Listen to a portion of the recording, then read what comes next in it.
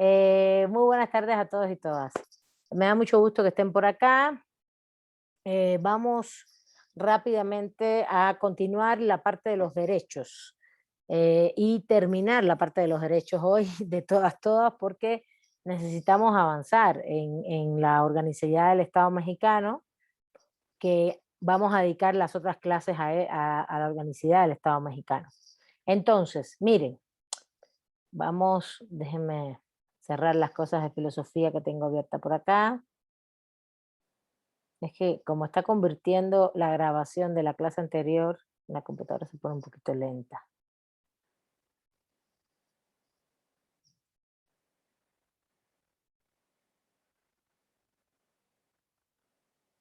Bueno, recuerden hacer sus anotaciones, sus reportes de lectura o mapas conceptuales, antes que se me olvide, para el viernes de la unidad 1, subirlos como un archivo, ahí se puede juntar el archivo en Word, PDF, en fotografía, lo que ustedes deseen.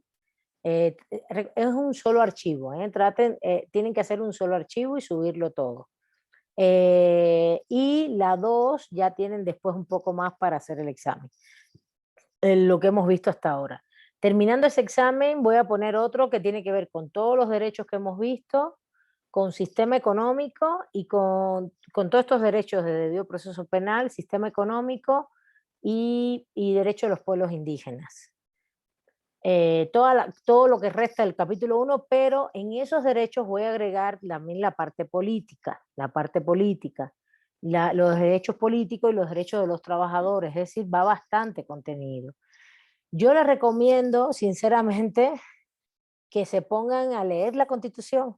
Ya se los he dicho varias veces, léanla con calma, vayan leyendo artículo por artículo, uno a uno, señalándolo todo, porque es la única, a ver, en este caso, no es que quiera ser positivista, pero es el primer paso para aprender la Constitución, la parte mexicana, el derecho constitucional mexicano, saber qué tenemos previsto, ¿no?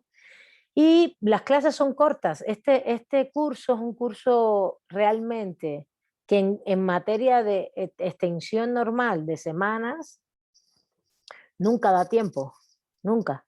Y ahora menos, ahora menos tenemos 2, 3 semanas menos de clase.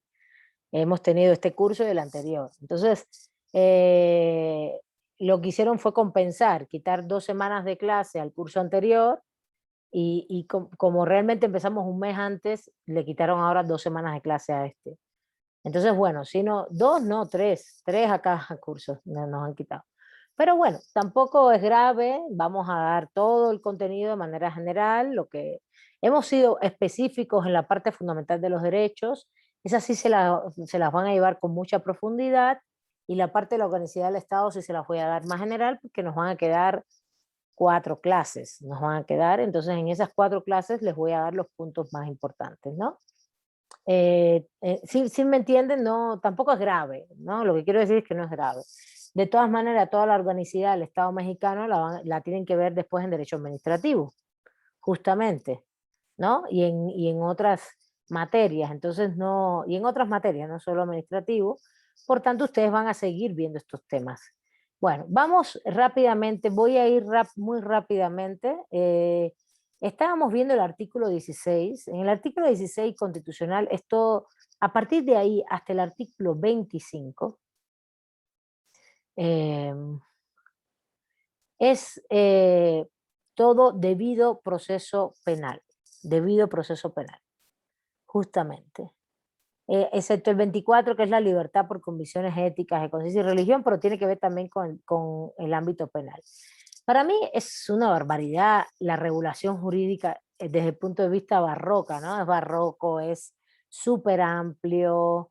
La mitad de todos estos artículos, más de la mitad, el 80% debería estar o está de hecho, no debería estar, está de hecho en el Código Penal, en la Ley de Procedimiento. No hace falta ni para nada que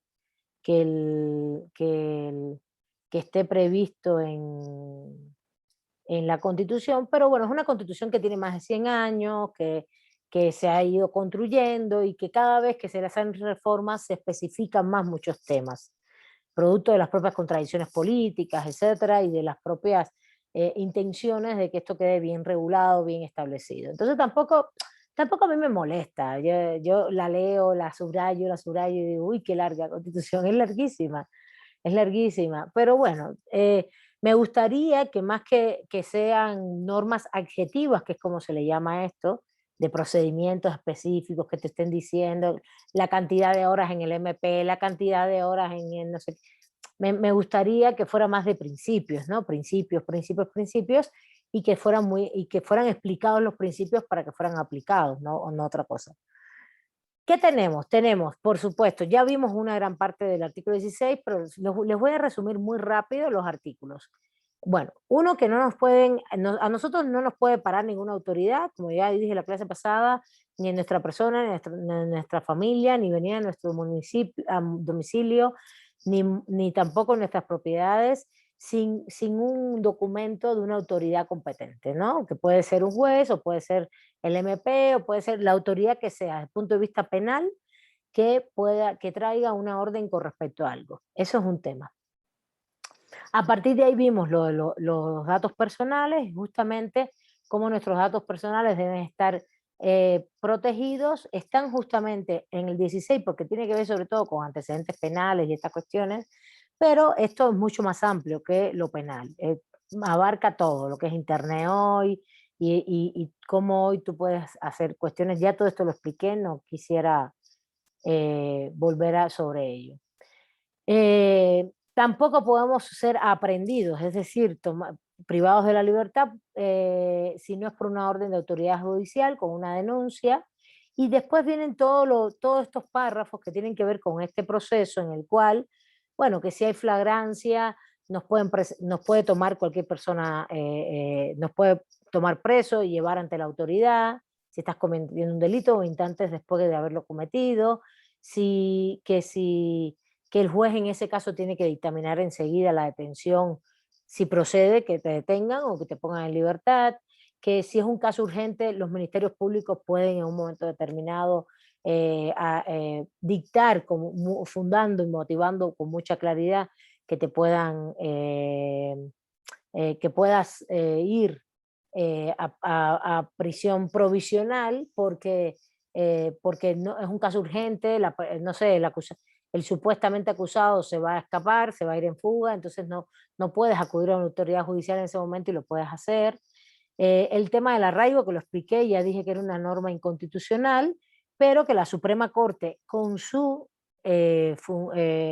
desde su función de resolver el control constitucional de la Constitución, ella tiene el mandato de la Suprema Corte en su sala constitucional, tiene la función de controlar que la constitucionalidad de las leyes y de la propia Constitución, dijo, bueno, en un caso de que tengamos una... De hecho, el fundamento, ahorita lo estaba viendo, es que como la contradicción está en la misma, en la misma Constitución y va contra los derechos humanos del arraigo, que están en la Constitución, pero también están en el orden internacional, prima la Constitución. Es el famoso argumento del bloque de constitucionalidad, ¿no?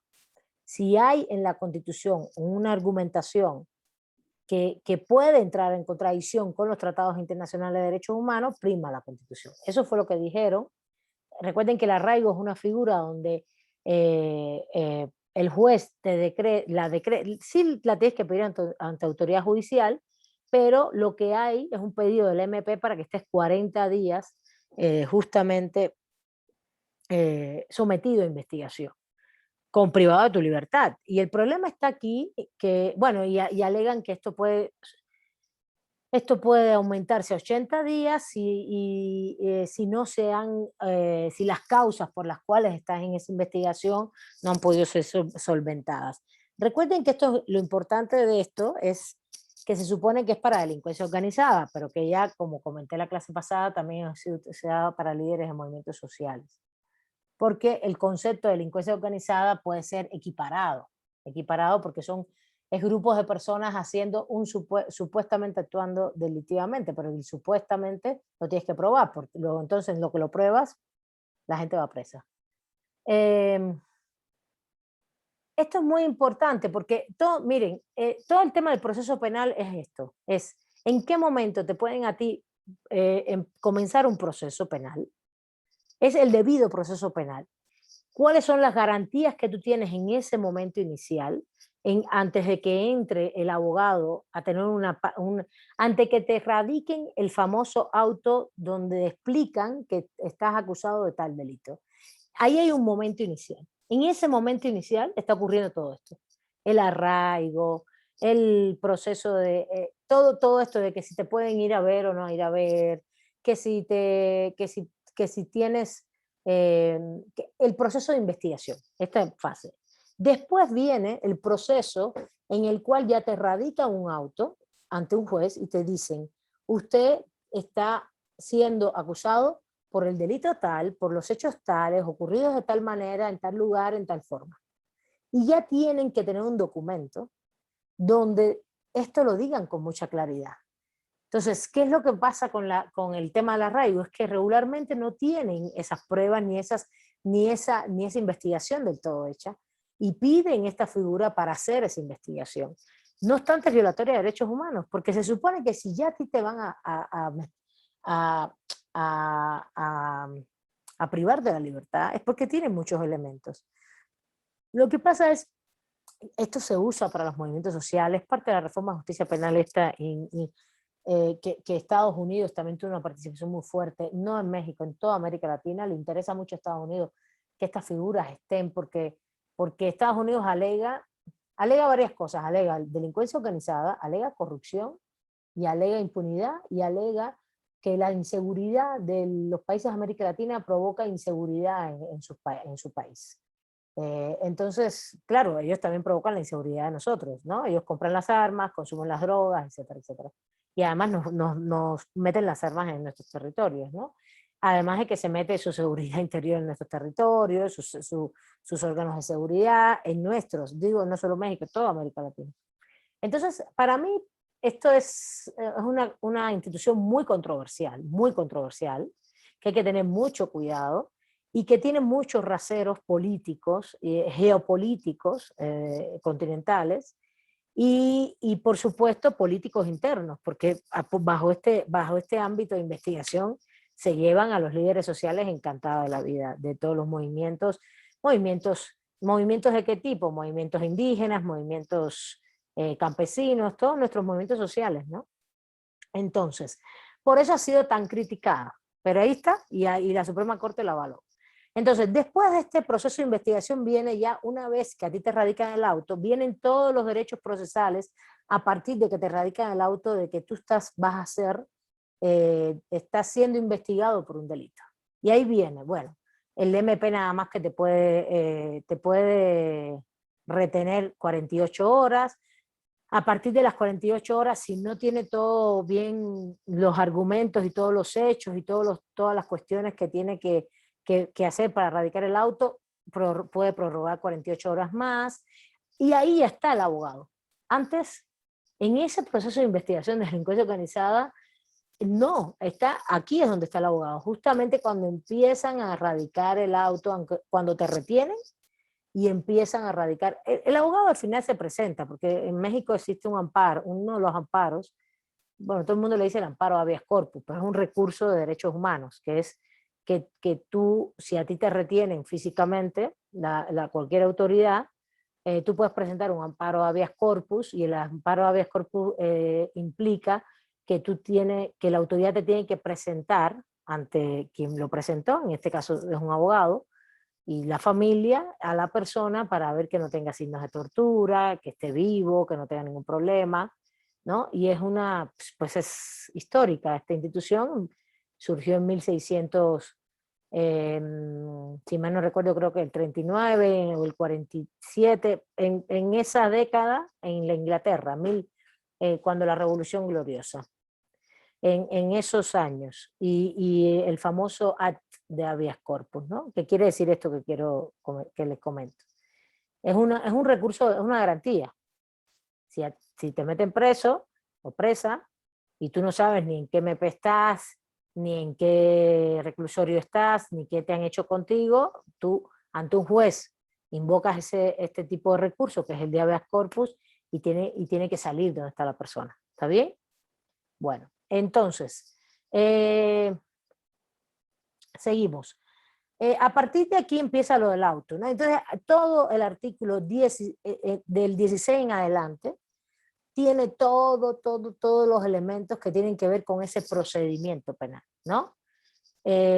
¿Cuánto tiempo puede el MP tenerte en retención? Son 48 horas y con prórroga de 48 horas. Para dictar el auto famoso que diga qué tipo de delito, por cuál tipo de delito te están... Recuerden que todo esto es criminal, juicio penal, por qué tipo de delito te están acusando. También aquí se habla de la orden de cateo, que también tiene que ser autorizada por un juez, nadie puede venir a tu casa y virarte al revés, y tiene que estar muy específica, a quién van a buscar, qué están buscando, en qué lugar, etcétera, etcétera. Tiene que tener testigos, tiene que tener un acta circunstanciada, es decir en qué condiciones se dio toda la orden de cateo, etcétera. También se plantea todo el tema de que las comunicaciones son inviolables, la comunicación como los homicidios son inviolables, el derecho a que tu comunicación, incluso excepto la que tú aportes voluntariamente en un juicio penal, nadie puede extraer tus comunicaciones ni de tu celular, ni de tus... Fíjense, esto se hace constantemente en todos los órganos policiales del mundo, incluso fronterizos. Yo conozco casos de fronterizos, les voy a hacer una anécdota de un caso en la frontera. ¿Estamos juntas? ¿Están juntos aquí? ¿Estamos juntos? Ni los veo yo. Ah, Sí, Araceli, profesora. sí. Sí, profesora. Bueno, Sí, maestra. bueno. Hay un caso muy Sí, fuerte. profe, aquí andamos. Les voy a contar un caso muy rápido.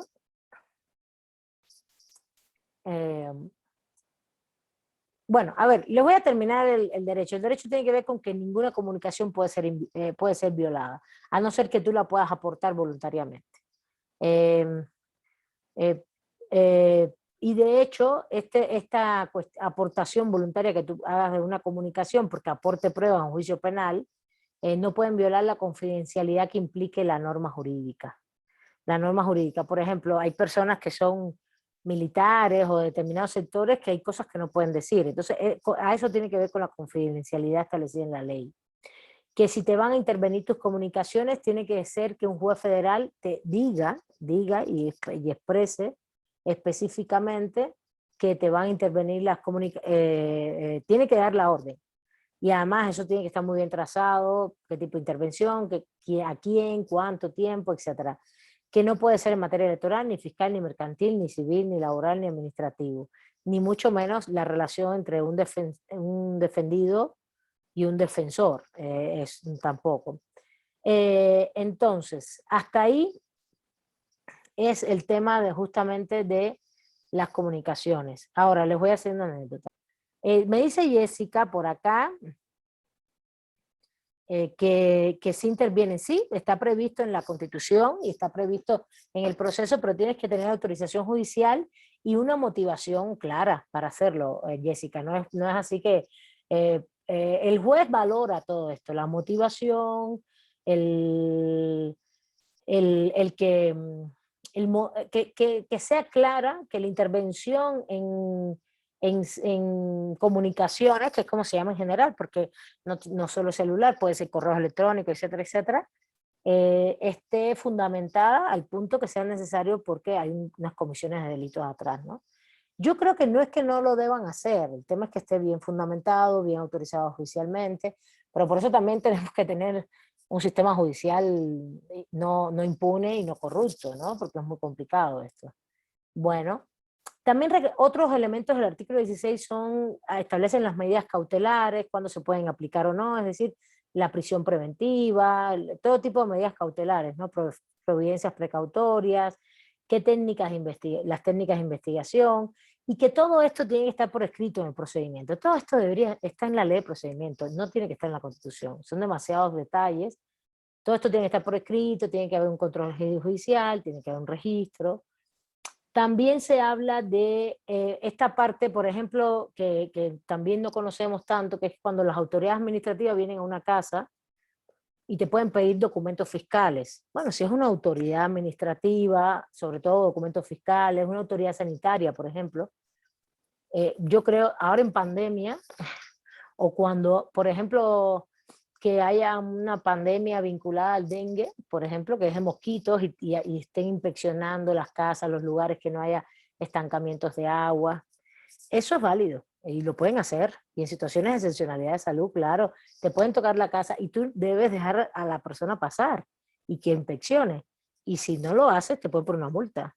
Acuérdense que toda la autoridad administrativa lo que puede imponer es una multa y ahí está establecido en la Constitución que en algunos casos hasta 36 horas de privación de libertad, pero en un lugar muy específico, no son prisiones ni nada de eso, para poder solventar la infracción. Pero sí, a ver, no por esto, no por venir a tu casa y que tú no lo dejes pasar es multa, pero en otros casos que ahí establece la Constitución. Pero lo que digo es que sí, que mucho cuidado con decir, no puedes entrar a mi casa, no. Una autoridad administrativa en una situación de excepcionalidad de salud, la policía puede exigirte documentos, puede venir a hacerte una visita domiciliaria, es como se llama. Y no hay ningún problema aunque lo pueda hacer. Tenemos que tener muy claros cuáles son todas las situaciones. El otro derecho importantísimo es la inviolabilidad de la correspondencia. Claro, hoy la comunicación como es tan digital, nos concentramos en esa, pero bueno, las cartas también, sobre todo si tú estás en reclusión, que no te las deben abrir. Y bueno, y ahí hay otro artículo que tiene que ver con el ejército, que tiene que ver con si hay un momento de paz, el ejército no puede venir a tu casa como autoridad que es estatal, pero que es un momento de paz, y dice, bueno, necesito que me den alojamiento, que me den alimentación, eso lo puede hacer en un estado de guerra, pero no en momentos de paz. Esto es una norma universal que casi todas las constituciones tienen.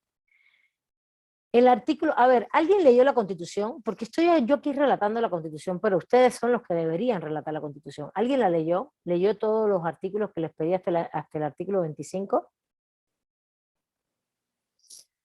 No, ¿verdad? No están estudiando, ¿verdad? Estoy hablando con ustedes, chicos, chicas. A ver, ¿dónde están? No escucho. Yo no todos, la verdad, profesora. Porque en buena lid, más que yo relatar lo que dice y comentarle algunos ejemplos, les pedí, lean y también si traen dudas, yo puedo también solventarlas y decir qué quiere decir esto, porque no todo el lenguaje jurídico se entiende, porque justamente lo que hay que aprender es qué dice. No tienes que aprenderte exactamente, tienes que tener una noción de qué es todo lo que la Constitución regula, dónde está más o menos regulado, no hay que aprenderse de memoria los artículos ni mucho menos, pero dónde está el corpus, todo el cuerpo y los temas y saber aplicarla, porque si no, pues ¿qué hacemos? Saberla aplicar, usarla. Y para eso lo primero que hay que hacer es leerla y comprenderla, porque no solamente es leerla y conocer, sino comprender los conceptos. Bueno, el artículo 17 tiene que ver con acceso a la justicia. El acceso a la justicia tiene muchos elementos. Es un artículo, es un derecho muy importante, también universal, derecho humano, dentro del debido proceso, en general, no solamente penal, y que tiene que ver mucho con que uno no puede hacer justicia por sí mismo, que solo los tribunales, tiene que ver con que pueden existir mecanismos que tienes que tener derecho y acceso a tener siempre abogado, una defensoría pública de calidad, sin costo, gratuita, eso es un principio de acceso a la justicia, y tiene otra serie de principios que son específicos de México, por ejemplo, que en cualquier proceso en estos momentos en México, procesos orales de contradicción, se establece por encima de todo que si se puede resolver el conflicto, antes de hacer todo el procedimiento, en una base de igualdad y todo, que sea preponderancia a resolver el conflicto más que a eh, eh, basado en la igualdad y en el debido proceso, pero más que hacer prevalecer los formalismos, ¿no? Todos los formalismos, todos los términos y todas las cosas, sin violar nada, ¿no? Siempre y cuando las partes estén de acuerdo, lo mejor es resolver el conflicto, sin violar nada y siempre y cuando las partes estén de acuerdo. Este es un principio muy interesante que ha entrado en materia de justicia en México, en todas las instancias, no solo, ya estaba en civil, está ahora muy fuerte en derechos humanos, en las comisiones de derechos humanos se usa mucho, y también se ha entrado al proceso penal, que es el famoso tema, se vincula este principio con los mecanismos alternativos de solución de controversia. Es tratar de buscar la forma de resolver los conflictos, claro, en un delito grave, un delito de violación. En los delitos graves no, esto no pasa. Pero en otro tipo de delitos, etcétera, que tú puedes resolver la controversia, no tener ni que llegar ni a prisión, ni hacer todo el procedimiento, sino resolver el conflicto y mediar, usar mecanismos de resolución de resolución de controversia alternativos. Hay muchos mecanismos, exacto, exactamente, Brenda, que usemos. Hay muchos mecanismos de este tipo. De hecho, es una de las materias que hemos puesto nueva dentro del nuevo plan de estudios a futuro, para que ustedes tengan una materia de ¿No se escucha? especialización. ¿O solo Sí se escucha perfectamente, pero no me han pedido la palabra.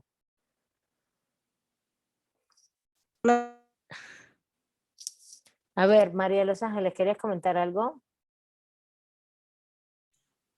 Sí, quería preguntar si esta resolución de conflictos está vinculada también con estos mecanismos de resarcimiento de daño y reparación, o si más bien es el asunto de poder aplicar lo que dice abajo de otros... No. Daño, reparación, todo eso en materia de derechos humanos, eso es la solución final. Es como cómo lo vamos a solucionar, ¿no? Pero para eso tú primero tienes que hacer una mediación. Hay un más conflicto, bien. tú lo tienes que reconocer. A ver, la mediación alternativa de conflicto tiene esta base. Tú y yo tenemos un conflicto. Lo primero que tenemos que saber es que hay un conflicto, que lo tenemos que reconocer cada una y que queremos resolverlo. Y a partir de que queremos resolverlo, se pone el conflicto en la mesa y empezamos a dialogar cómo queremos resolver esto, ¿no? O, no sé, en teoría del derecho les puse un documental muy lindo de una comunidad indígena que hablaba de que estaban haciendo, que lo resuelven colectivamente, ¿no? Bueno, ¿qué fue lo que pasó? Mataron a mi esposo, ¿quién lo mató? Ellos lo mandaron, ellos lo hicieron, ellos lo mandaron, ¿por qué hicieron esto? Y es un diálogo todo el tiempo. ¿Qué medida tú crees que debemos tomar? Ella quería la pena de muerte, otros grupos no. La comunidad dice, bueno, pero es que siempre han estado haciendo lo mismo. Sí, pero nosotros históricamente nunca aplicamos pena de muerte. Ese diálogo en el cual, claro, Esos son los mecanismos alternativos. exactamente, claro, hay muchas formas, hay mediación, hay varios mecanismos. Estoy relatando un caso específico de una comunidad indígena que justamente lo que hacen es hacerlo de esta manera, no hacen un juicio inquisitorio, penal, ahí con partes tratando de luchar con las pruebas a ver quién gana, no. Eso no es lo que se hace. Lo que se hace es, vamos a sentarnos, vamos a dialogar, vamos a tratar de ponernos de acuerdo. Y a partir de ahí vienen después, en el ponerte de acuerdo, viene una fase de, bueno, yo quiero que me, des, que me indemnices, yo quiero que no sé qué, eso, ese es el tema. ¿Está bien? Bueno, ¿se entiende? ¿Entendiste? Ajá, es que vi un caso de una señora a la que en Estados Unidos que le habían matado a un hijo. Había sido una cuestión así como de violencia de pandillas. Y ella pidió que en lugar de que se le hiciera juicio al que mató a su hijo, se hiciera como o sea, hubo una conciliación y ella pedía que dos cosas, que le pidieran perdón y otra, que al chico que era el responsable le dieran oportunidades de desarrollarse de manera social, porque era un adolescente, de Claro, educación y todo, para que se rompiera esa cadena que decía la señora que era de la violencia, que en realidad había matado a su hijo. claro. Sí, sí, y ellos son los creadores de la mediación, son los gringos. cuando yo estudié, como ustedes están estudiando ahora licenciatura, en los años 90, nosotros tuvimos cursos de mediación en Cuba y toda la bibliografía que leíamos era gringa. Y no pasa nada en Cuba, ¿entiendes? Con eso era el tema que ellos fueron los primeros que crearon todo esto. Si tú caminas en Estados Unidos por una zona donde hay despachos jurídicos, casitas así, depende de la ciudad, por supuesto, pueden ser casitas, pueden ser grandes edificios, depende, vas a ver que es judicial, penal, criminal law, civil law, así los despachos, y mediation law, así, mediation law no, oficina de mediación, una cosa así se dice, no me acuerdo ahora cómo se dice en inglés. Como que hay despachos civiles, criminales y de mediación. No, lo hacen mucho, lo hacen todo el tiempo, de hecho. Y en México ya se está habilitando, está todo habilitado en todo el sistema de justicia ahora.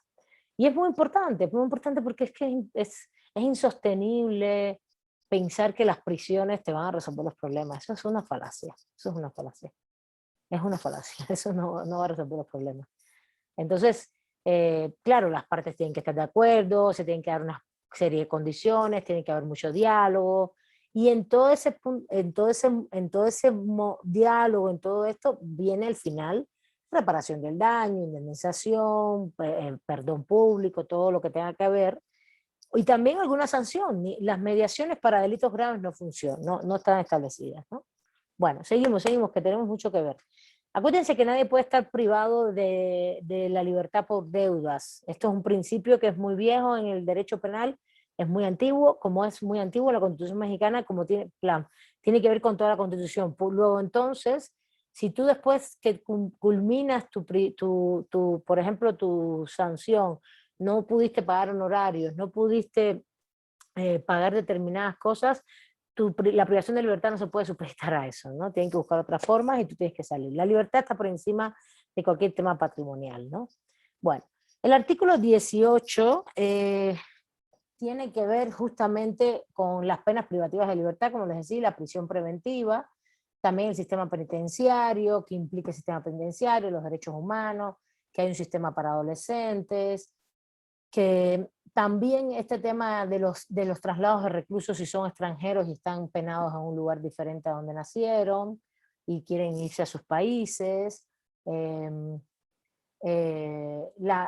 sistema de compurgación de penas, y, y justamente siempre van a ver que en toda la Constitución y en todas las leyes, el tema de la delincuencia organizada es una excepcionalidad. Si todos los principios funcionan de una manera, la delincuencia organizada siempre tiene un remanente en todos los artículos como de excepcionalidad, donde los jueces, los tribunales pueden tomar medidas excepcionales por el tipo de delito vinculado a esto. Después también viene todos los procesos de detención, ¿no? Todo el debido proceso vinculado a las detenciones, de que una autoridad judicial la tiene que proclamar, que no te pueden, que justamente el MP tiene 72 horas para vincular el auto de proceso penal, y por eso, por tener estas 72 horas es cuando viene todo este tema de que entre el abogado a jugar un papel de defensa, pero sobre todo que la persona nunca quede indefensa. Siempre se supone que todos estos términos, todo esto es a favor de que no haya abuso de autoridad, ¿no? Ni una desaparición forzada, ni mucho menos. Y con todo eso, y todos estos detalles que están previstos, vean cómo funciona, ¿no? No solo en México, en todo el mundo, sobre todo en América Latina, en los países que tenemos más violencia, porque es una violencia estructural, sistémica, vinculada también al capitalismo, que tenemos graves violaciones de derechos humanos vinculadas a estos aspectos, ¿no? Evidentemente, mientras tienes peores gobiernos, esto es mucho más profundo y mucho más evidente. Con otros, la violencia no se acaba de un día para otro, pero si no hay intencionalidad política, la gente sabe, y si no hay impunidad, la gente sabe que no lo debe hacer. Me refiero a las autoridades, ¿no? Los MP, los jueces, etc. Por eso es tan importante la reforma de justicia judicial, por eso es importante también los cambios de seguridad pública que se hicieron, que tienen que tener un efecto, no es que los tengan ya, pero es muy grave la situación de seguridad que teníamos en este país y que todavía seguimos teniendo, porque esto se viene arrastrando por lo menos 12 años seguidos. Antes, más o menos, porque todo el tema del narcotráfico y eso empezó en los años 80. Pero en los últimos 12 años fue terrible, ¿no? Antes de este gobierno. Bueno, entonces, el artículo 20 es un artículo muy importante que tienen que tener en cuenta y que lo tienen que leer con exhaustividad y va a ir a examen, todo esto va a ir a examen, ¿eh? Que es el proceso penal acusatorio. ¿Cuáles son sus principios? Oralidad, publicidad, contradicción, concentración, continuidad y mediación. ¿Esto qué quiere decir? Que justamente los procesos penales tienen oralidad en cuanto a que se sientan las partes, bueno, amén de la mediación que se puede dar en determinados casos, cuando ya instas el proceso, lo radicas el auto, haces la investigación, radicas toda la causa y ya se acepta para hacer audiencias, la audiencia es todo un proceso, ¿no? Después que se acepta para hacer audiencias, siempre es ante el juez, eso es la oralidad, siempre es ante la autoridad judicial, no ante nadie, siempre es en contradicción, siempre tienen que estar las partes, porque hay una contradicción, es adversarial, tú te enfrentas, el acusado se enfrenta a su acusador, el acusador a su acusado, es adversarial, claro, con sus abogados, en la fiscalía, y ahí están todo tipo de pruebas, comentan, dialogan, o sea, hay preguntas, se hablan de los hechos. Recuerden que los hechos no estaban ocurriendo, ya ocurrieron, tienes que presentar pruebas y eso implica, oral, es que aunque todo quede por escrito, todo tiene que ser en una audiencia pública, excepto los delitos que tiene previsto que no sean audiencias públicas, pero para que no entre la gente, por ejemplo, una violación sexual. Estos delitos llamados delitos de intimidad, muchas veces se dice que no sea público, o de seguridad nacional, por ejemplo. Se plantea que no van a ser públicos, pero todos deberían ser públicos, excepto los que están previstos en las normas y que así se desee. Oral es porque, aunque tú hagas todo por escrito, lo que queda como definitorio es lo que está en la audiencia oral, ¿no? Es las pruebas que ahí se presenten, la discusión que ahí se presente. Contradicción adversarial, una parte contra otra, la otra contra otra. Que eso no tiene nada que ver cuando ven esto en comunidades indígenas, los pueblos indígenas no hacen esto. Si es oral, si es público, al revés, y participa todo el mundo. No hay un único juez, ni mucho menos, está toda la comunidad participando. Y sí hay contradicciones, pero no es quién gana el sentido de las pruebas. No, no es eso, es dialogar a ver qué fue lo que pasó y por qué pasó esto. Es un proceso muy diferente, muy diferente a lo que nosotros vemos hoy, que es un tema ya más de competencias, incluso, de yo gano con esta prueba, yo después pongo este incidente, después pongo esta prueba incidental, después pongo esta prueba, antes había puesto una prueba anticipada, y cómo voy ganando el proceso a toda costa, que es como en lo que se han convertido todos estos juicios en México, en Estados Unidos, en todos lados, es esto.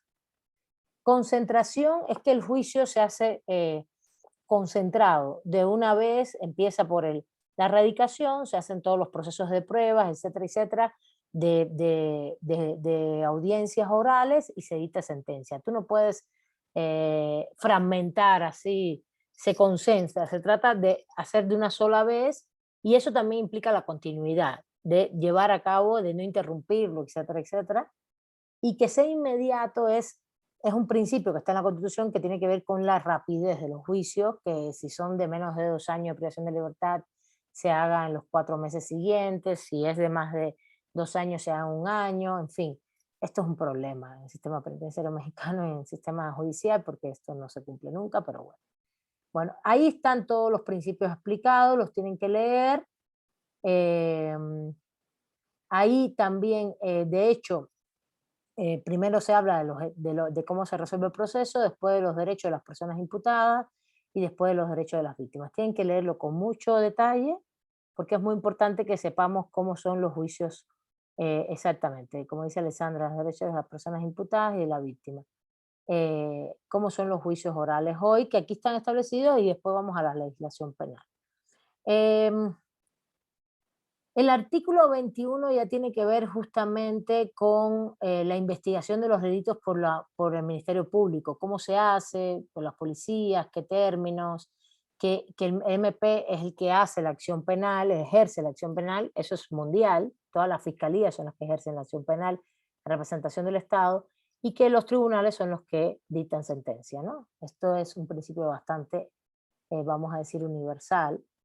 El 22 es la prohibición de la pena de muerte en México, muy aplaudible por México, que tenga un artículo dedicado a la prohibición de la pena de muerte. El 23 es un principio muy importante, es que tú no puedes, un juicio penal no puede tener, se prohíbe que tenga más de 3 instancias. Siempre, ¿se acuerdan que en algún momento creo que se los dije, pero no es en todas las jurisdicciones, ni civil, ni administrativa, por ejemplo, de derechos humanos, que tienes que tener 3 instancias. No. En donde siempre tienes que tener 3 instancias en el penal. Ordinaria, apelación, revisión. Y a la vez no te pueden quitar, ni te pueden poner más instancias, ni te pueden poner más, ni te pueden quitar ninguna. Porque justamente ahí está un equilibrio de procesal para que tú puedas tener una justicia, un acceso a la justicia equilibrado, porque primero tienes una instancia donde te van a juzgar, después tienes un proceso, puedes apelar a esta instancia, siempre puedes apelar, y que tengas una posibilidad de revisar esa instancia. En materia de las otras instancias judiciales, me refiero a la civil, administrativo, etcétera, etcétera, pueden ser 2 instancias, regularmente es ordinaria y apelación, no más que eso. Pero, y puede haber 3 también. Y lo otro es que no te pongan una cuarta, porque supón que tú ganaste, te acusaron en la ordinaria, fuiste a la apelación, tampoco ganaste, pero en la revisión ganaste, y perdiste en la ordinaria en la apelación, pero ganaste en la revisión, te quieran poner una cuarta, no, está prohibido, ¿no? Y Perdón, maestra, dígame. pero si, por ejemplo, ya apeló y no gana, procede ahí meter un amparo si es que hay alguna violación. En materia penal tienes 3 instancias. 3 Nada más. instancias. 3, no, nada más no. Universalmente en materia penal lo que hay son 3 instancias, no más. ¿Sí? Universalmente. Ok. Tú tienes juzgado ordinario, tienes apelación, que es tribunal, magistrados, y después vas a tener amparo. Esa es la tercera. Ah, correcto. ¿Vale? Sí. Gracias. Aquí en México es así. En otros lugares depende, por eso lo hablo en genérico. En otros lugares es ordinaria, apelación, revisión se llama. La revisión, aquí el amparo funciona como revisión. ¿Está bien? Pero igual depende. Puede ser que tú vayas al amparo por privación de libertad, vas a un amparo directo inicialmente, porque te están violando tus derechos humanos y está en peligro tu vida, tu libertad, tu salud en primera instancia, si te quitan un salario y no puedes comer. Esos son amparos que pueden proceder, bueno, evidentemente de libertad y la vida, más los otros hay que argumentarlos bastante, y procede, entonces esa sería la primera instancia. Entonces después vendría una segunda instancia de amparo y habría que ver y ya después la tercera. Pero regularmente se resuelve, ¿no? El 24, que es el último artículo ya de los derechos, tiene que ver con que las personas tienen derecho a la libertad de convicciones éticas, de conciencia y de religión. Este tiene que ver con qué? Con que pues la libertad religiosa inicialmente, que tú puedes participar en lo que tú desees y creer en lo que tú desees, pero que a la vez aquí viene un poco el tema de la laicidad, que es que no se pueden utilizar los actos públicos de expresión de esta libertad con fines políticos, de proselitismo, de propaganda política. No podría una iglesia, por ejemplo, darle un espacio a un candidato político, no debería de ninguna manera,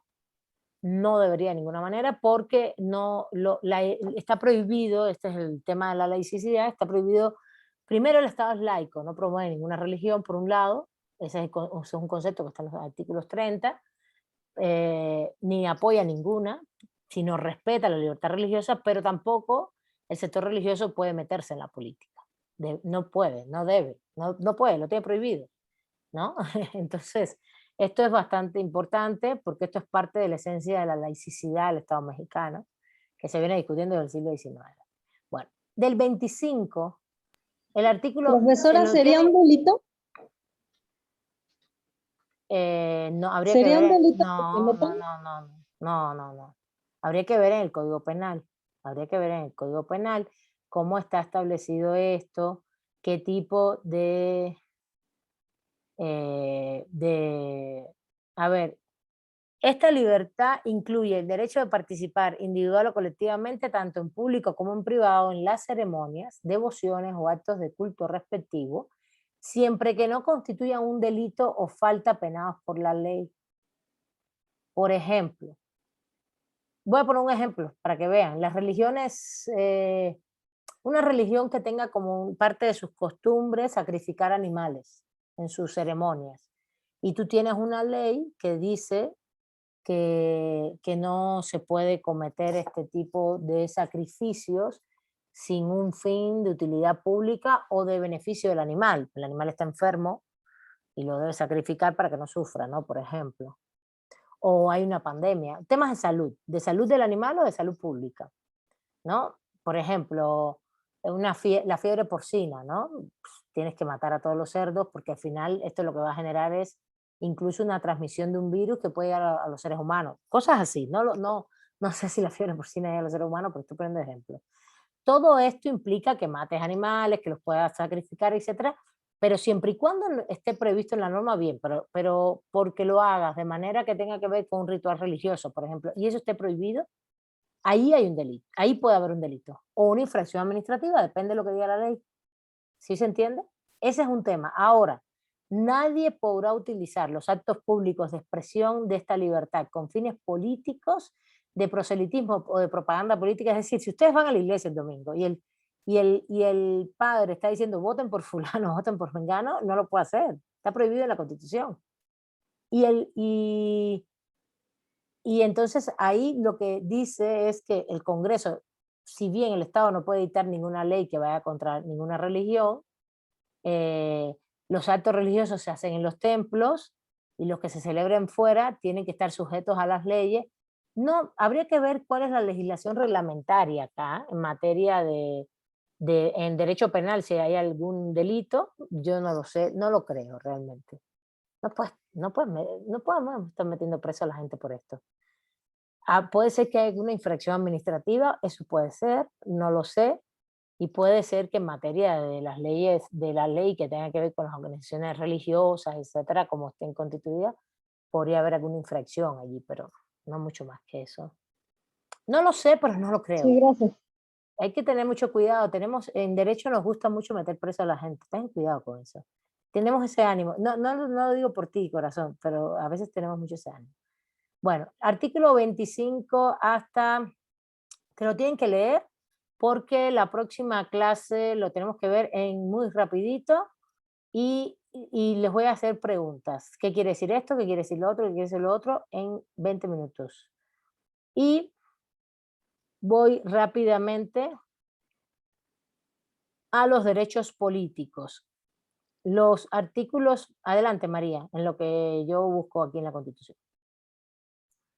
Sí, maestra, es que en el último enunciado del artículo 23 dice, queda prohibida la práctica de absolver de la instancia. Y yo no entendí este enunciado.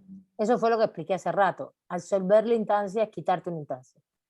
Ah, ok, o sea, En eso de que son materia tres, penal, y no menos y no más. Ok, exacto. ya. No más y no menos, exactamente. ¿Te imaginas que tú quieras apelar y no te dejen? Eso está prohibido. Y que tú quieras revisar y lo hagas y después y alguna de las partes quiera volver a hacer una instancia, también está prohibido. Ni más ni menos, exactamente. Muy bien. ¿Vale? ¿Está bien? Sí, sí lo entendí. Bueno, 25, 26, 27 y 28. Todo esto tiene que ver con el tema económico, sistema de propiedad en México y justamente cómo está regulado todo el tema de los bienes de la nación.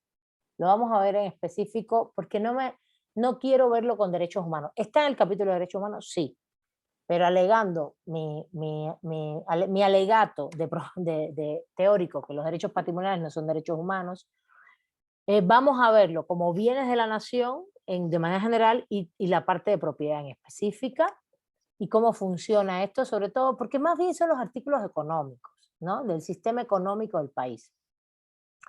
El 29 tiene que ver con el estado de sección, ¿no? Cómo se restringen o suspenden las garantías y los derechos, y hasta ahí llega el capítulo 1. Esos dos grupitos lo vamos a ver la próxima clase. Voy a seguir viendo los derechos en este para cerrar. Vamos a los derechos políticos. Artículo 30 de la Constitución mexicana, capítulo 2, justamente lo que va a tratar son de los mexicanos.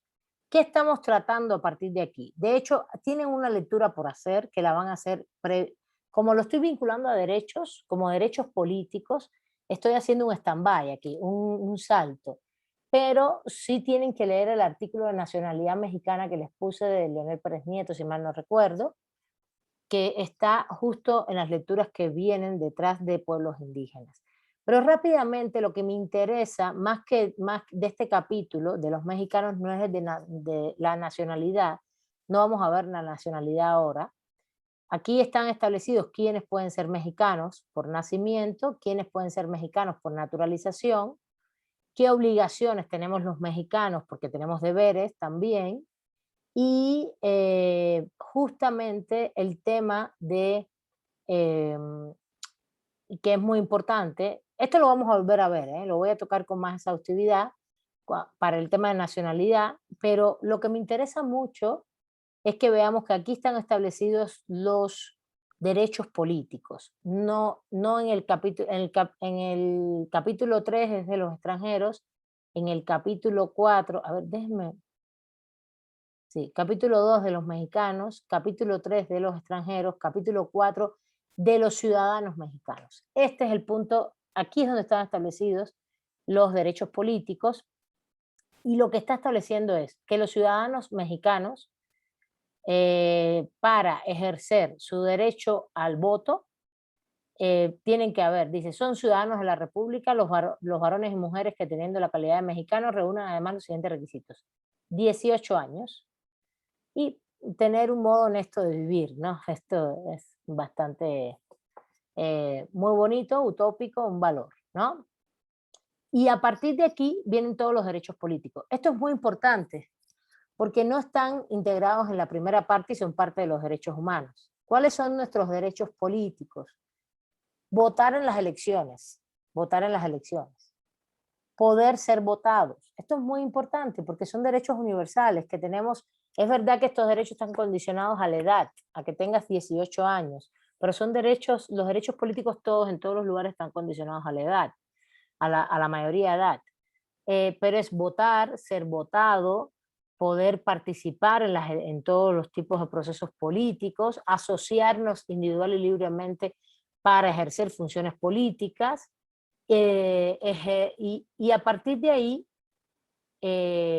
bueno, también defender a la patria es un deber, pero también tenemos el derecho de tomar las armas para defenderla, ejercer todo tipo de negocios, toda clase de negocios, y el derecho de petición, eso es un derecho que tenemos, y poder ser nombrado en los cargos, empleos y comisiones de servicio público. Esto es muy interesante porque eso está puesto como una universalidad y es una falacia. Por ejemplo, yo soy naturalizada, no soy ciudadana mexicana por nacimiento.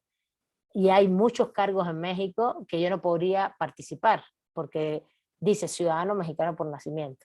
Empezando por la UNAM. En la UNAM casi todos los cargos, sobre todo los altos cargos de la universidad, no es el caso de la UACM, que en eso es democrática, plural y muy interesante, pero en la UNAM tú no puedes participar por ser ciudadano mexicano por naturalización, casi todos por nacimiento, muchas cosas son por nacimiento. Claro, porque tiene una legislación de los años 20, de los años 30 del siglo pasado, y de los años 50, no la han cambiado, pero está en contradicción con la Constitución. Bueno, no sé si saben, ¿se acuerdan cuando Paco Ignacio Taíbo iba a ser director del Fondo de Cultura Económica? Tuvieron que cambiar la legislación, porque decía ciudadano mexicano por nacimiento. Claro, lo cambiaron en función de él, pero perdón, pero es que eso es una tontería. Te has vivido aquí toda la vida, eres mexicano y es naturalmente, por naturalización.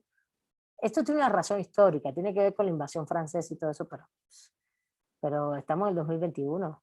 Hay que un poquito superar esos criterios xenófobos que están en la legislación mexicana y que no en la Constitución ya establece que dices que puedes ser nombrado para cualquier empleo o comisión de servicio público teniendo las calidades que establezca la ley. Ahí te pone, a ponerte esa sección, bueno, te da apertura a que nos hagan una distinción en la ciudadanía, a los que somos los que son por nacimiento ustedes, los que somos por naturalización en mi caso. Bueno, otro derecho que tenemos, iniciativa de leyes. Esto es muy importante, siempre hablamos de derechos políticos, votar y ser votado, participar políticamente. No, también tenemos iniciativas de leyes. Claro, en los términos que dicen las normas jurídicas. Y esto es muy relevante, tenemos que ver, porque la ciudadanía tiene forma de iniciar leyes, de hacer propuestas legislativas. Eso lo vamos a ver cuando veamos los órganos del Estado, eso está en los artículos 100 y tantos. Consulta popular, votar en las consultas populares. Estos artículos fueron agregados en el 2019, son nuevos. Antes estaban con unas restricciones impresionantes, de hecho yo tengo un artículo sobre eso hecho, sobre la consulta popular antes que fuera regulada en 2019 y cómo cambió después del 2019. Bueno, realmente tengo hecho el de antes, una crítica donde digo, esto es imposible, nunca se puede hacer la consulta popular. Tenía unas restricciones y lo que hicieron en el 2019 fue cambiar todo el procedimiento, quién lo instaba, cuándo se podía hacer, qué temas, sobre todo tratando de ampliar la consulta popular. Y bueno, como ustedes saben, por ejemplo, como puede ser convocada, y aquí está larguísimo, ¿no? Todo el procedimiento, cuando esto no debía estar aquí, pero bueno, es parte de nuestra naturaleza barroca constitucional. Barroca entienden, ¿no? Que tenemos muchas cosas en la Constitución, y es que las consultas populares son convocadas por el Congreso de la Unión a petición del presidente. Estoy en el artículo 35, por si lo quieren ver y seguirme. Apartado octavo, parte 1, por el presidente, por el 33% de los integrantes de las cámaras, pueden ser diputados o senadores, los temas de trascendencia nacional, los ciudadanos podemos invocar consulta popular siempre y cuando lo hagamos con el 2% de los inscritos en la lista de electores. Es decir, si habría que buscar qué por ciento de electores hay hoy en el padrón electoral mexicano mayores de 18 años, y a partir de los mayores de 18 años, el 2% de esa cantidad, podríamos invocar una consulta popular. ¿A quién se la tenemos que pedir? Al Congreso de la Unión, que la convoque. Y en materia regional, esto es nacional, en materia regional lo mismo, pero en la región, se refiere a los estados confederados, las entidades federativas, los estados, ¿no? El 2% de esa lista específicamente. La petición, evidentemente, las peticiones de los ciudadanos van a ser aprobadas por las cámaras del Congreso de la Unión, no es que nosotros lo llevamos y punto, ¿no? Siempre tiene un límite ahí.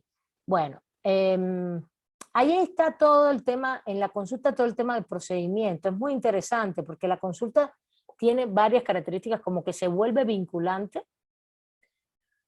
cuando la participación total corresponda al menos al 40% de los ciudadanos inscritos en la lista nominal de electores, el resultado será vinculatorio. Esto es muy interesante porque te está diciendo que si el padrón electoral, en las elecciones del 2018 participaron en México, ¿qué por ciento del padrón electoral? Ahora no tengo esa cifra acá, no sé si alguien se acuerda. Pero creo que participaron un por ciento alto, como no sé si 70, 60%, que es muy alto para México. Regularmente en nuestros países de América Latina participan menos del 50% de los electores a las elecciones. No recuerdo, María Rosa Ángeles, ¿tienes la cifra? ¿O qué quieres comentar? No, pero estaba leyendo que el número dice, será convocado por el Instituto Nacional Electoral a petición de los ciudadanos y ciudadanas en un número equivalente al menos al 3% de los inscritos, o sea, ya no es el 2%. que al leerlo me contrastó con lo que comentabas.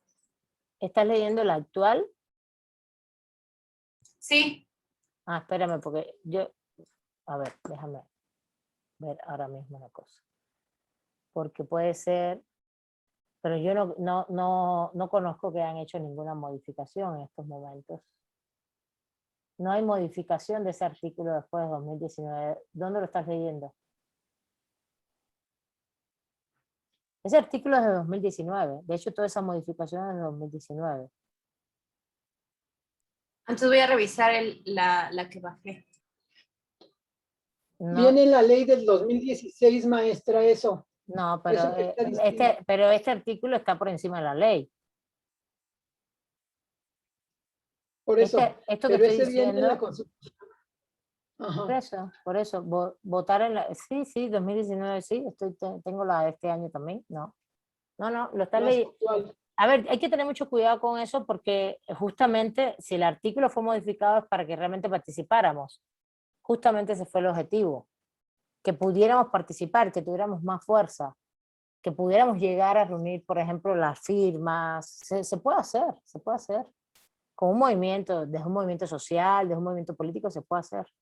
Que tú puedas llegar. Y me parece muy importante porque esto rompe con una lógica que vamos a trabajar ya la semana próxima en la organicidad del Estado mexicano, que es la democracia representativa. Justamente todos estos términos a donde caminan es hacia una democracia entre la representación y la participación, que haya justamente equilibrios entre la representación y la participación. Ese es el objetivo de este Ya artículo. puse ahí el dato del padrón electoral en el Ah, chat. buenísimo. A ver, somos casi 94 millones de ciudadanos al 15 de abril de 2021. Habría que ver cuántos votaron en la última elección. Que en las elecciones de 2018 una participación del 62.62%. Yo sabía que había sido muy alta, esto es un récord en México, eso es muy alto en México. En América Latina la gente no participa más del 50%. Y 60-70% de participación es muy alto, muy alto. Muy importante y es relevante, la gente decidió participar y eso me parece muy bien, ¿no? De manera general, ¿no? Es muy importante que estemos activos. Yo soy de las que abogo mucho por la democracia participativa, por estos procesos de consulta popular, plebiscito, referéndum, que son mecanismos de democracia directa. A mí me interesa mucho esta parte, y esto sí siempre está establecido en las constituciones. Esto sí debe estar establecido, no toda la parte penal, la verdad. La penal solo en principios y ir a la ley penal. Pero acá esto sí, no el procedimiento, sino los principios de democracia participativa representativa. México es desde el 19 se alegó por la democracia representativa. Y es la que prima, todos los estados liberales, pero el que tú empieces a introducir cambios constitucionales y empieces a poner mecanismos participativos, estás haciendo una mistura entre la representación y la participación, donde si tú me pones este texto, que es tan importante, que es el artículo, el párrafo segundo o el apartado segundo del artículo 35, apartado, a ver, se lee así, artículo 35, derechos de ciudadanía, apartado octavo, consultas populares, segunda parte, tienen que desprenderse un poquito todo esto, ¿no? Porque esas estructuras son muy barrocas en la Constitución mexicana. El primer apartado tiene que ver con quién las convoca, el segundo ya tiene que ver con la vinculación de la decisión. Para mí es un salto abismal el hecho de haber hecho esta modificación y poner la vinculación, el vinculatorio. Si la participación total en el tema de la consulta llega al 40%, la decisión es vinculatoria. No estamos diciendo que el 40% diga sí, no. Es que el 40% de los electores vamos a la consulta, votamos, y si votamos, si gana el 30, 10 o 21-19, eso es vinculatorio. ¿Entienden? ¿Entienden el concepto? Pero el tema es que la vinculación es muy importante en materia de derechos humanos. Esto es un derecho humano de participación política. Y si tú estás discutiendo cosas muy importantes, la vinculación implica que te tengan en cuenta, no solamente que te consulten y ya, y se acabó. Antes las consultas sí se daban, pero no había vinculación ninguna. El hecho de que esto se ponga en la Constitución es muy relevante. ¿Está bien? Y también el apartado tercero dice dónde no puede haber consulta. El otro artículo, el anterior, también lo traía. Y recuerdo, y yo hice ese artículo y esa crítica en la revista Memoria. Hice este artículo, el artículo se llama Derecho, Consulta y Representación, algo así, en México. Justamente porque basados en las condiciones anteriores, por ejemplo, en los partidos que en aquel momento, no puedo saber, no me acuerdo ahora qué partidos eran, porque puede haber sido que estaba el PRD, pero el PRD ahora no tiene nada que ver con eso. Era el antiguo PRD, lo que hoy es Morena, pidieron una consulta cuando la reforma energética y la negaron. Dijeron que no porque era un asunto de tema nacional y que no podía ser consultado. Y eso es una decisión elitista, no solo del Congreso, sino también del Instituto Nacional Electoral, etcétera, de decir, no, esos temas no se consultan. Es la Suprema Corte la que decide esto. Y dijeron, esos temas no se consultan. Bueno, pues entonces, ¿qué se consulta? ¿Qué es lo que se consulta? Ponerle, no sé, candelabros a los árboles o que, no sé, cualquier bobería, no. Justamente son los temas de trascendencia nacional. ¿Qué es lo que no se consulta? Y esto sí es un tema teórico de derechos humanos. No se consultan nunca, nunca se consultan las restricciones de los derechos humanos. No puede haber consulta para restringir derechos humanos. Eso se vincularía al principio de regresividad. Tú no puedes hacer una consulta porque, por ejemplo, si tenemos un país muy religioso, que puede ser que el 40% vaya a votar y el 21% diga no al aborto. Eso no se consulta, porque son derechos humanos. Y eso está vinculado con un tema que es que la dignidad es el fundamento de los derechos humanos y no se plebiscita, no hay plebiscito en derechos humanos. Los derechos humanos, como ya están reconocidos a nivel internacional, ya es como una costumbre, tú los debes establecer en las normas. Ahora, aquí hay un debate, ¿eh? Yo tuve un debate con una colega hace poco y me decía, chica, pues yo daría la batalla, para que se gane la batalla y no lo pueden quitar nunca. Daría la batalla del aborto, daría la batalla del matrimonio igualitario, en el país lo sometería a consulta, hiciera un trabajo político fuerte y que ganáramos la votación. Yo digo, bueno, por principio liberal no se consultan los derechos humanos. El principio de los derechos humanos es que no se consultan. Ese es el principio. No se consultan derechos humanos. No puedes restringir tus derechos humanos, no puedes someter a consulta nada de derechos humanos que implique que los puedas restringir. ¿Sí se entiende? Ni mucho menos, disculpe, las garantías para su protección. Los mecanismos de garantía. Ni los principios. Entonces, hasta ahí, eso es materia de derechos humanos, me parece bien, no hay ningún problema. Sí, María Los Ángeles, eso fue lo que ya comenté, la participación, el apartado 2. No lo había visto, corazón, no sé si lo habías puesto antes. Entonces, ahora, ¿cuáles son los otros temas que están restringidos para consultar? Bueno, los principios de organización del Estado mexicano, artículo 40, cómo es el Estado mexicano. Por ejemplo, dice la permanencia o continuidad en el cargo de los servidores públicos de elección popular. Fíjense, esto es un apartado muy interesante porque, por otro lado, se está instando a aprobar en la Constitución que el presidente de la República no tenga fuero, es decir, que tú puedas someterlo a consulta, a referéndum revocatorio. No consulta, a referéndum revocatorio. No es lo mismo, revocación de mandato.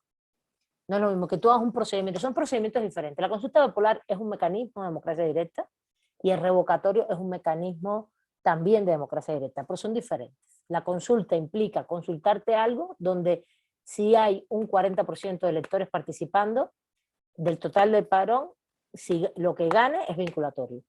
Si no participa esa cantidad, lo que gane no es vinculatorio. Se toma en cuenta, pero no es vinculatorio. ¿Está bien? Entonces, en la consulta se dice, no se puede consultar una elección popular, un cargo de elección popular. Bueno, entonces ahí habría que debatir, fíjense esta propuesta que hay de consultar si se juzgan o no los presidentes, eso lleva más debate, porque tú no puedes consultar o juzgar a alguien, pero lleva mucho debate desde el punto de vista constitucional. Para mí es una propuesta que tiene más bien contenidos políticos, no jurídicos. Tampoco se puede consultar la materia electoral, ni tampoco el sistema económico-financiero del país, ¿no? Como tal, ni cuestiones de seguridad nacional, ni de las Fuerzas Armadas. Yo creo que todavía está muy restringido muchos temas que no se pueden consultar, pero bueno, pues el hecho de, sí se avanzó mucho y ya, yo creo que también las temáticas pueden ser dialogadas de muchas maneras, interpretadas, argumentadas, depende de lo que tú pongas en la mesa. Y bueno, el procedimiento en sí, para que sí lo tengan muy claro, es que la Suprema Corte de Justicia de la Nación resuelve sobre los temas, igual que antes, y que el INE es el que lo organiza. El INE no resuelve sobre los temas, él no tiene potestad, organiza. Y justamente lo que ha pasado, vayan pasando listas, es que el INE se dice, bueno, yo no tengo recursos para hacerlo, cuando él no puede decir eso, no puede decirlo, tiene que hacer los procedimientos si son aprobados por las otras instancias. Justamente el INE está teniendo una participación activa en estos momentos desde el punto de vista político, que donde está incluso a veces trascendiendo sus capacidades, sus competencias y sus facultades. Ahí el INE, como organiza el proceso, es el que hace la promoción, la participación de los ciudadanos, todo, cómo se va a hacer toda la discusión, toda la organización. Instituto Nacional Electoral organiza elecciones, organiza. Luego entonces no dictamina acerca de temas que tiene que organizar. Las tiene que organizar, tiene que poner el padrón, tiene que hacer toda la capacitación, tiene la promoción, con imparcialidad, con publicidad, etcétera, etcétera. Tiene que fijar las fechas, tiene que fijar las promociones, todos los medios de comunicación, todo lo que se va a hacer. Y las consultas populares, bueno, cuando se realizan el primer domingo de agosto, y bueno, el INE ¿qué va a resolver como árbitro? Como en todos los procesos electorales, es un instituto, un organismo constitucionalmente autónomo que resuelve como árbitro los conflictos que se den en ese proceso, ni antes ni después, que se den en el proceso y que tienen que ver con la organización de la elección. Por ejemplo, que yo quiera ir a votar y no me dejen votar, que yo quiera participar en la organización de la elección y no me dejen, cosas así. Bueno, el último punto, que me quedan 4 minutos y de los derechos ciudadanos. Es uno que está también agregado hace poco, que es el proceso de revocación de mandato. Estamos en derechos políticos, son los derechos políticos. La consulta popular es una cosa, la revocación de mandato es otra. La revocación de mandato sí tiene que ver específicamente con revocar mandatos de cargos elegidos. Y este está aprobado para el presidente de la República específicamente. Es también igual. ¿Quién organiza el proceso que es un proceso? A ver, una consulta popular, como lleva padrón electoral, por eso lo organiza el INE, porque va mediante la categoría de ciudadanía elector, el ciudadano que es elector. Igual la revocación de mandato. El sujeto que participa es el ciudadano elector, ciudadana, electora, por tanto el INE lo tiene que organizar. Puede ser convocado a petición de los ciudadanos y ciudadanas en un número equivalente al 3%. Eso es lo que estabas leyendo, María. Estabas leyéndolo mal. Son dos procesos diferentes. Sí, yo leí mal. Al 3% de los inscritos en la lista nominal de electores, siempre y cuando en la solicitud correspondan a por lo menos 17 entidades federativas. 3% del total, pero no puede ser de la Ciudad de México, tienen que ser 17 entidades federativas. Y que representen como mínimo el 3% de la lista nominal de electores de cada una de ellas. No solo del total, sino de cada una de ellas. Bueno, ahí establece el procedimiento, el tiempo que el instituto verifica el requisito. Siempre tienen que verificar los requisitos. En este caso, es el INE que verifica los requisitos que se cumplan.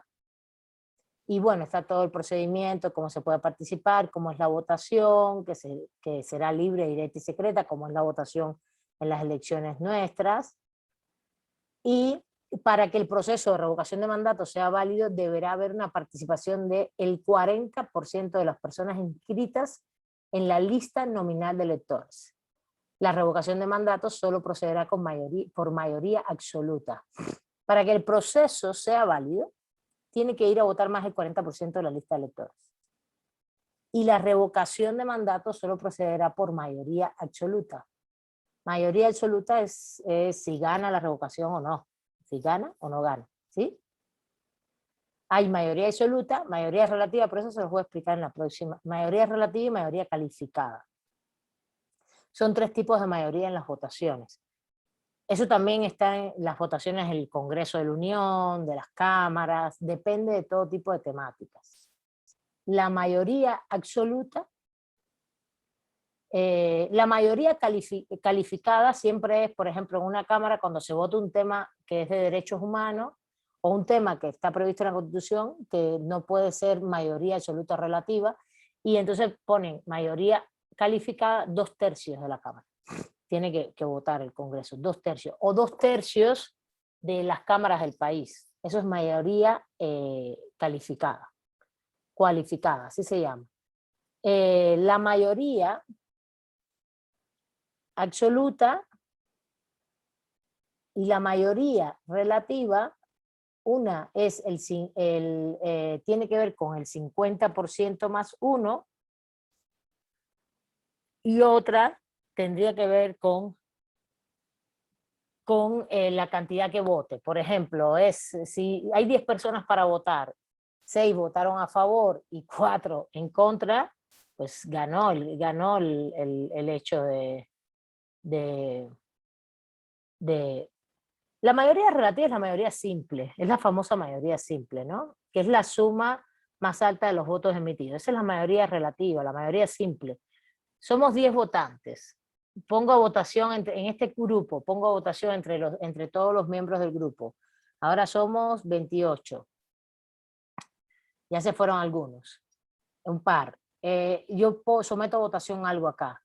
Y gana, si el tema tiene 20-8, ganan el criterio de los 20. Eso es la mayoría simple, la mayoría relativa. Esa es mayoría simple y relativa. ¿No? ¿Sí se entiende? Sí, profesora. Sí. Ok. Sí, Ahora, maestra. la absoluta es cuando tienes el 50 más 1 de los votos. Pero ahí es cuando está el total de los que van a votar, o sea, ahí sí no hay Del 40, del 40. De hecho, del 40. la condición es el 40. Ahí lo dice. Ok. La condición es el 40. La condición es el 40 del padrón electoral. De ese 40 tienes que tener más de la mitad. Si no, no. No va a ser por mayoría simple, no es por mayoría relativa. No es que, por ejemplo, claro, el 40 siempre la mitad, es que puede haber por ejemplo, de ese 40 puede haber votos nulos, votos anulados, votos nulos que la gente no... El voto nulo es cuando la gente no expresa su voluntad. O en blanco, el voto blanco. En México se toma el voto en blanco y nulo como lo mismo. En otros países lo separan. Porque en blanco no hay voluntad. También si en otro tú coges y tachas toda la boleta o pones abajo no sé qué, o pones mi mamá es yo quiero mucho a mi mamá, no, cosas así que no tienen nada que ver con el voto. Tú dices, lo que se define es, no hay definición del acto de voluntad, no se sabe, luego entonces se anula el voto. Pero entonces tú imaginas, van 45% de personas a votar de paro electoral, o 40, 41, y votan anulados 5, y 15 a favor y 20 en contra, pues no llegaste. ¿Sí me entienden? Tiene que ser 50 más 1 para que sea revocado, la revocación. Entonces, bueno, ya con esto, evidentemente no puede haber propaganda electoral, hay una serie de condiciones ahí de la organización del proceso, y bueno, y hay una ley reglamentaria para todo esto que debemos buscar, que tiene que ver con las leyes generales, LEGIPE se llama, de procesos electorales. Ahí están todas las modificaciones, LEGIPE, ley general, ahora la I no recuerdo, de procesos electorales, que tiene, esto es una materia, chicos y chicas. Les estoy dando en media clase una materia, todo el tema electoral es una materia. Bueno, después en el 36 vienen las obligaciones del ciudadano, Y en el 37 algunas cuestiones que tienen que ver también de nuevo con la nacionalidad. Y cuándo se nos pueden suspender algún que otro derecho, ¿no? Hasta aquí el título 1 de la Constitución. Hemos visto hoy derechos políticos, disculpen que le tomé 3 minutos más, los derechos políticos. ¿Qué nos queda solamente? Ver derechos de los pueblos indígenas y derechos de los trabajadores. Eso los vamos a ver la próxima clase y pónganse las pilas, pónganse a leer. La próxima clase la voy a dividir en 3 partes, derechos de los pueblos indígenas y derechos de los trabajadores en 45 minutos, y los otros 45 minutos vamos a ver sistema económico y bueno, el tema del estado de sección y esto que es importante, y algunos de estos derechos y nacionalidad, toda la parte está de nacionalidad, naturalización, para que lo tengan claro, quiénes son los nacionales, quiénes son los naturales, cuándo podemos perder el derecho. Lo que pasa es que no se pierden los derechos de nacionalidad, están previstos en la Constitución, pero no se pierden. Y con esto estamos terminando ya todo el título 1 de la Constitución y podemos pasar en las otras clases que nos quedan a la organización del Estado. ¿Vale? Chicos y chicas. Sí, maestra. Lean la Constitución porque justamente a partir de ahora viene un examen. Después de este primero viene otro, que vienen todos estos elementos, son muchos, hay que estudiar. Tengo que ver, tengo hecho 2 exámenes realmente, son 2, 2 porque es mucha cantidad de temas. Entonces vamos poniendo de acuerdo y se los voy poniendo para que lo vayan haciendo y vayamos sacando los temas, ¿vale? Bueno, les mando un fuerte abrazo, cuídense mucho, lean la Constitución, que los veo lentos en este proceso. Gracias, maestra. Gracias a ustedes. Gracias, maestra.